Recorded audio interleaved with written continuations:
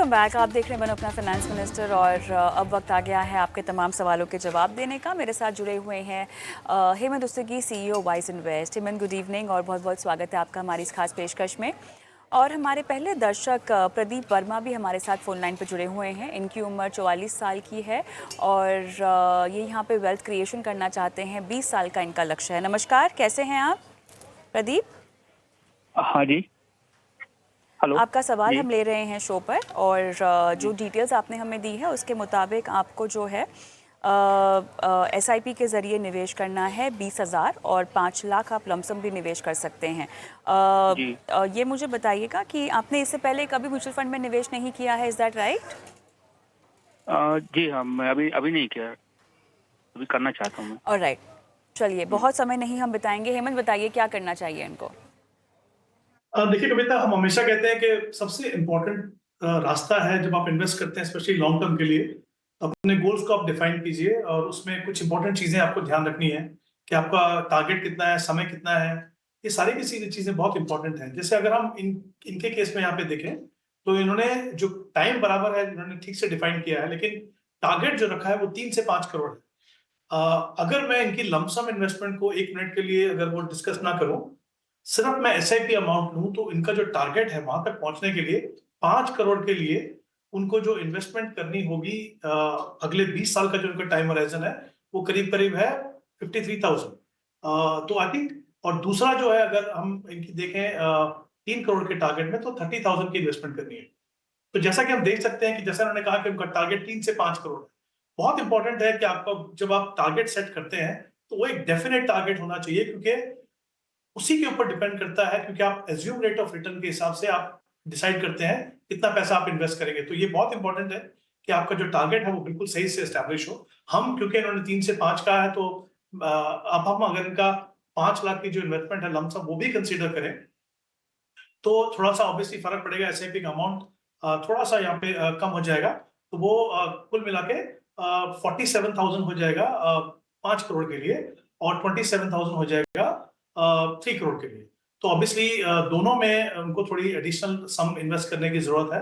पर जैसा इन्होंने कहा कि 20,000 से वो इन्वेस्टमेंट कर सकते हैं और 5 लाख की लमसम इन्वेस्टमेंट करना है, तो मैं कुछ एक वेल डाइवर्सिफाइड फंड इनको बता रहा हूँ उनके टाइम होराइजन के हिसाब से।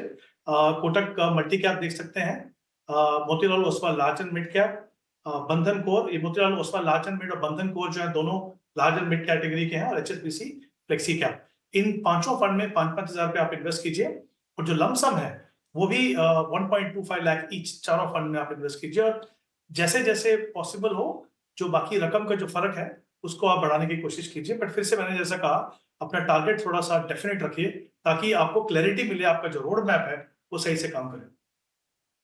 ऑलराइट, तो Kotak multi cap, Motilal Oswal large and mid cap, Bandhan core equity, HSBC flexi cap fund आपको रेकमेंड किया जा रहा है। Pradeep, all the best. आगे बढ़ते हैं और आर्यन गुप्ता क्या मेरे साथ फोन लाइन पर हैं? नमस्कार हाँ मैम। आर्यन, हाँ मैम। कहाँ से हाँ बोल मैम, रहे हो आप? नमस्ते। मैम, नमस्ते। मैं मोतिहारी बिहार से बात कर रहा हूँ। ऑलराइट आर्यन, आप CA हैं और 25 इयर्स ओल्ड, आपकी टाइम होराइजन इन्वेस्टमेंट को लेकर 35 इयर्स है और हाँ मैम। वेल्थ क्रिएशन जो है आपका लक्ष्य है। सो कंग्रेचुलेशंस। मेरे ख्याल से CA होने का बहुत बड़ा फ़ायदा जो आपको यहाँ पर मिलता हुआ दिखाई दे रहा है ये है कि आप अपने इन्वेस्टमेंट्स को लेके काफ़ी सजग हैं एंड आपने बहुत अच्छी उम्र में ये कदम उठाया। सो कंग्रेचुलेशंस ऑन दैट। बहुत कम निवेशक ऐसा सोच पाते हैं। बहरहाल 75,000 per month is what you're investing, आप ये निवेश कर रहे हैं अभी? Yes ma'am, sir. Okay okay, आपने ये फंड्स खुद चुने हैं? मैम, फंड खुद चुने और पिछले 2-3 महीने से आपका शो देख रहे थे, तो कुछ कुछ फंड्स वहाँ से ऐड किया है मैंने। अच्छा अच्छा, आपने हाँ मैम। ELSS भी डाल रखा है, तो आप अभी ओल्ड टैक्स रेजिम में ही है मतलब, और टैक्स का फ़ायदा उठा रही है ELSS फंड के ज़रिए? मैम, एक्चुअली ELSS लेने के पीछे मेरा रीज़न ये था कि अ, वो लॉक इन जो होता है 3 इयर्स का, तो वो कहीं ना कहीं हमारे अंदर एक डिसिप्लिन भी क्रिएट कर देता है, क्योंकि हम मार्केट से पैसा निकाल सकते हैं नहीं। इस वजह से मैंने जी, ELSS में कुछ डाल दिया था पैसा। चलिए और बहुत बढ़िया। कहीं ना लेकिन कहीं अब तो उसका देखिए नई उसका टैक्स रेजिम पोर्टफोलियो, में आप, जी बोलिए। मैम, उसका पोर्टफोलियो कंस्ट्रक्शन भी थोड़ा बहुत फ्लेक्सी और मल्टी टाइप का ही रहता है। हाँ तो बिल्कुल। मैंने हाँ सोचा कि हाँ। वो मतलब अलग से मल्टी कैप या फ्लेक्सी कैप ना लेकर उसी में डाल दिया जाए। अभी कितने साल हो गए हैं इस एलएसएस को?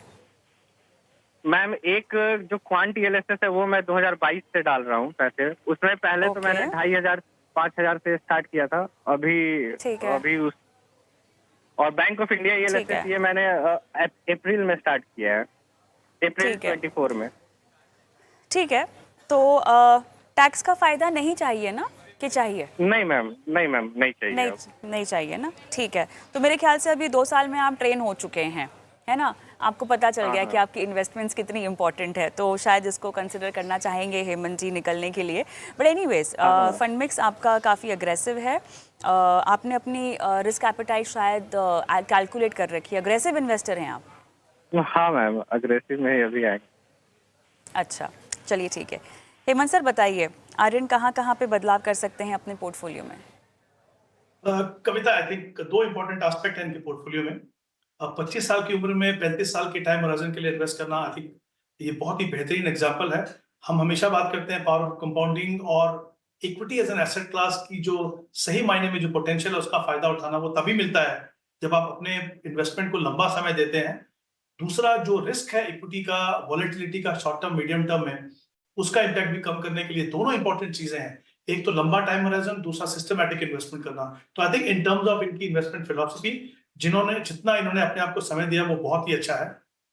तो आई थिंक ये काबिल तारीफ है और आई थिंक इन्वेस्टर्स को ये फॉलो करना चाहिए।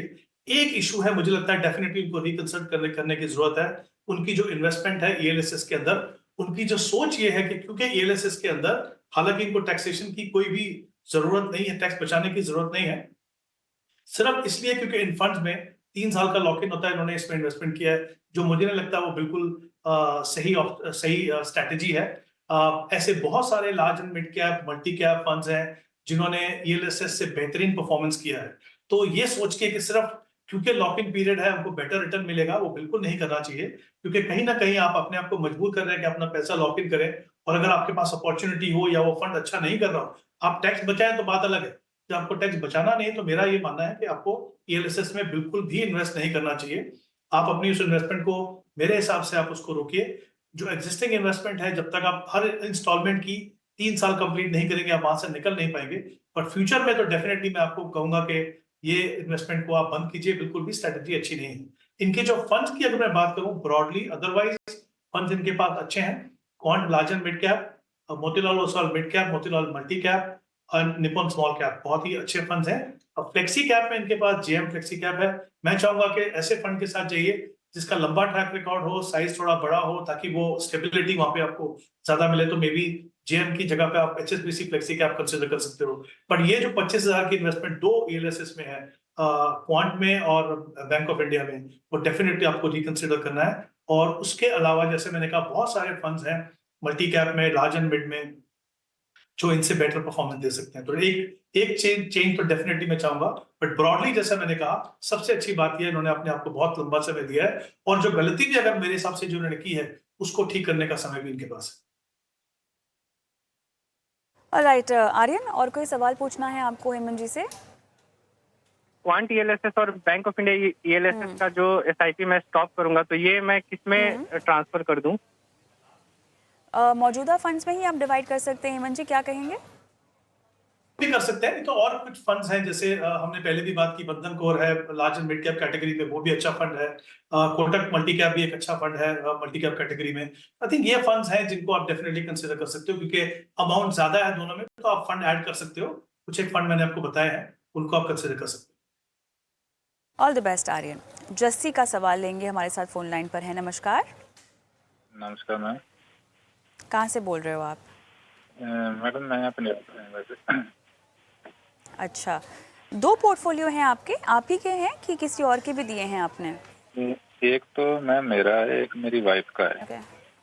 अच्छा अच्छा, चलिए। तो दोनों के कंबाइंड गोल्स हैं?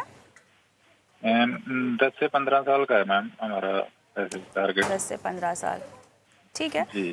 तो पहला पोर्टफोलियो का टारगेट आपने 1.5 करोड़ रखा हुआ है, 18,000 की एसआईपी यहाँ पर आपकी शायद चल रही है। और सेकंड पोर्टफोलियो का टारगेट आपने 10 साल का 50 लाख का रखा हुआ है। उसमें आपको लमसम भी एक इन्वेस्टमेंट करनी है एसआईपी के अलावा। ठीक है? जी मैम। ओके। तो मैम मेरे में स्मॉल कैप ज़्यादा डाल रखा है और थोड़ा सा फंड अगर इसको हाँ। बैलेंस करने के लिए कोई और फंड ये अगर देखना पोर्टफोलियो ठीक है, नहीं तो चेंज करना और थोड़ा हाँ, इसके बारे में। बिल्कुल। बिल्कुल, जैसी जी हम इसी पर आपको सलाह भी देंगे। रिस्क थोड़ा-सा कैसे अब कम कर लेना चाहिए, मुनाफ़ा भी आपको हो ही रहा होगा इन फंड्स में, है ना? तो इसको बाँध अभी कर मैम कहाँ पर आपको मेरे को अभी हुआ है, स्टार्ट किए हुए ऐसे ही। कितना मंथ हुआ है? कितना? अभी-अभी शुरू किया है? जी जी 1 मंथ हुआ है, पिछले महीने 1 स्टार्ट मंथ किया। हुआ है। अच्छा, अच्छा। जी अच्छा, जी। अच्छा।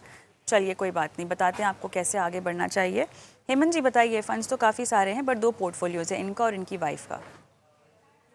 हाँ कविता, दोनों पोर्टफोलियो को अलग अलग दिखते हैं क्योंकि इन्होंने जो एलोकेशन किया वो दोनों अलग है बिल्कुल। तो अगर हम पहले पोर्टफोलियो की बात करें जो शायद इनका खुद का पोर्टफोलियो है वो, तो इन्होंने, मुझे लगता है कि एक तो वो थोड़ा सा कंसोलिडेशन की जरूरत है। उनकी जो करंट एसआईपी है वो 18,000 है, वहाँ पे 3 स्मॉल कैप फंड है, इन्होंने उसका जिक्र भी किया है वहाँ पे। तो 3 में से जो एक फंड है निपॉन स्मॉल कैप 3,000, जहाँ पे आप इन्वेस्ट कर रहे हो वो आप रख सकते हो, बाकी 2 को आप बंद कीजिए, क्योंकि मुझे नहीं लगता कि आपके जो पोर्टफोलियो साइज है उसमें 3 स्मॉल कैप की आपको जरूरत है। आप एक फंड रखिए, काफी स्टेबल फंड है वो।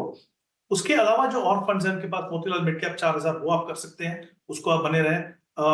और उसके अलावा यूटीआई निफ्टी 50 में 2,000 की इन्वेस्टमेंट है, वो भी आप बने रखें उसको। और एक हेल्थ केयर फंड है इनके पास। अगेन मुझे लगता है इस पोर्टफोलियो साइज के लिए, क्योंकि अभी इन्होंने नया नया इन्वेस्टमेंट करना शुरू किया है, तो यहाँ पे भी मुझे लगता नहीं कि एक सेक्टर फंड आपके पोर्टफोलियो में होना चाहिए। तो ये जो कुल मिला के जो तीनों की जो पैसा है वो आप एग्जिस्टिंग फंड है, जैसे निफ्टी 50 में 1500 ऐड कर सकते हो, और ऐसे ऐसे मल्टी एसेट फंड भी आपके पास 2,000, वो भी एक अच्छी ऑप्शन है डेफिनेटली। अगर आप एक पोर्टफोलियो का हिस्सा आप चाहते हो कि एक से ज्यादा एसेट क्लासेस हो, तो मल्टी एसेट डेफिनेटली एक अच्छी ऑप्शन है। तो उन दोनों में 1500 आप उसको ऐड कर दीजिए, तो इनका पोर्टफोलियो जैसा हम देख सकते हैं कंसोलिडेट भी होगा, और जो रिस्क है, अननेसेसरी अनवारंटेड रिस्क पोर्टफोलियो में है, वो भी यहाँ पे कम होगा। अगर हम दूसरे पोर्टफोलियो की बात करें तो वहां पे सिर्फ 500 रुपए जो है वो मल्टी एसेट में है, तो एज एन ऑप्शन वो अच्छी है, बट मुझे लगता नहीं कि 500 रुपए से कोई बहुत ज्यादा वो ऑब्जेक्टिव आपके पोर्टफोलियो में सर्व करने वाली है। तो उसको आप, आपके दूसरा फंड है कोटक मल्टी कैप, जहां पे 1,000 रुपए आप इन्वेस्ट कर रहे हैं उसके अंदर आप ऐड कर दीजिए, तो कुल मिला के 1,500 रुपए जो है आपके कोटक मल्टी कैप में होंगे। बाकी मोतीलाल ओसवाल मिड कैप और कोटक आईसीआईसीआई मल्टी एसेट पहले का जो पोर्टफोलियो है उसमें आप बने रहे, तो कुछ बदलाव करने की जरूरत है। मुझे लगता है पोर्टफोलियो में जो सही मायने में बैलेंस होना चाहिए वो आपके पोर्टफोलियो में बन जाएगा। चलिए, तो पोर्टफोलियो में थोड़ा-सा बैलेंस जो कि आप चाहते भी थे, जैसी वो आपको देने की कोशिश की गई है।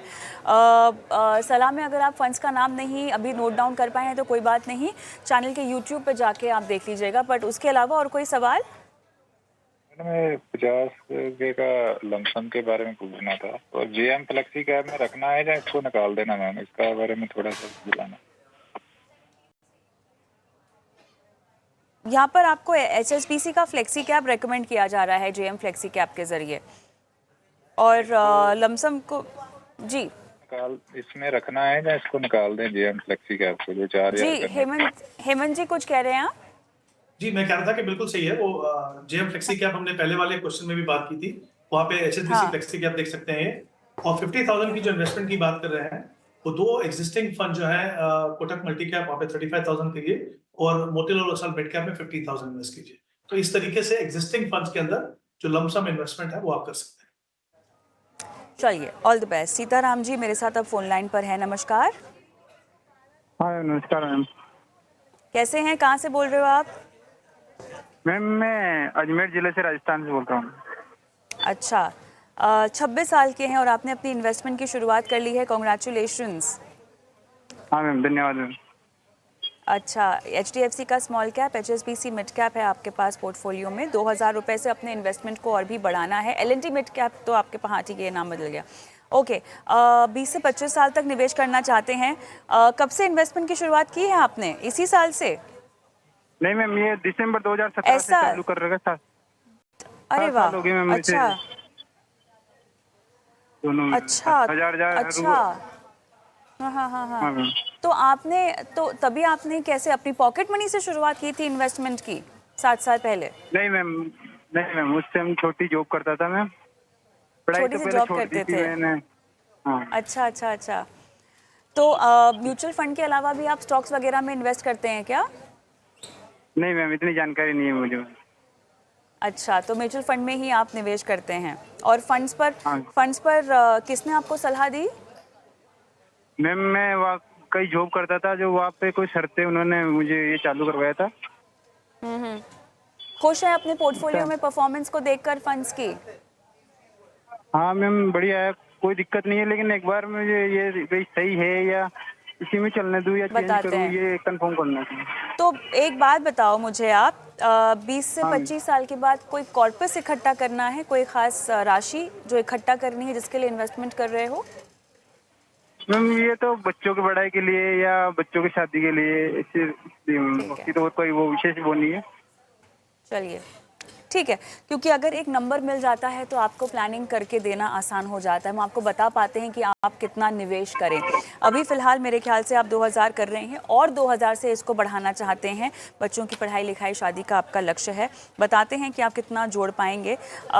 हेमंत जी, एक स्मॉल कैप फंड है और एक मिड कैप फंड है। अब 2000 रुपये और इनको बढ़ाने हैं। बताइए किस तरह का फंड और ऐड करना चाहिए?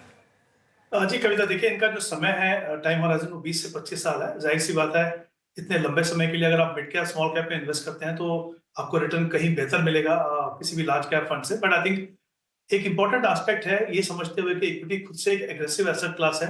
कहीं ना कहीं तीनों सेगमेंट के बीच में जो एलोकेशन है उसमें कहीं ना कहीं एक रिस्क और रिवॉर्ड के बीच में बैलेंस चाहिए।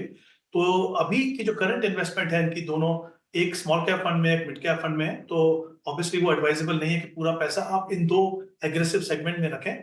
अच्छी बात यह है कि इनको 2000 से अपनी एसआईपी बढ़ानी है, तो मुझे लगता है ये अच्छा मौका है उस इम्बैलेंस को अपने पोर्टफोलियो में ठीक करने के लिए। तो एक फ्लेक्सी कैप फंड आप अपने पोर्टफोलियो में शामिल कीजिए, जिसमें तीनों सेगमेंट में आपको एक्सपोजर तो मिलेगा, लेकिन जो लार्ज कैप प्रैक्टिकली आपके पोर्टफोलियो से मिसिंग है उसमें भी आपको एक्सपोजर मिलेगा। तो आप चाहें तो मोतीलाल ओसवाल फ्लेक्सी कैप को कंसिडर कर सकते हैं। अगर आप चाहते हैं कि एक ऐसा फ्लेक्सी कैप हो जो ज्यादा, काफी ज्यादा जो एलोकेशन है वो लार्ज कैप में हो, तो हमने पहले बात की थी एचएसबीसी फ्लेक्सी कैप की, वो भी आप देख सकते हैं। क्योंकि जो मोतीलाल ओसवाल का जो फ्लेक्सी कैप है वो एक तरीके से तीनों सेगमेंट में अच्छा खासा बैलेंस है एलोकेशन का, तो वो एक फंड लॉन्ग टर्म के लिए अच्छा हो सकता है।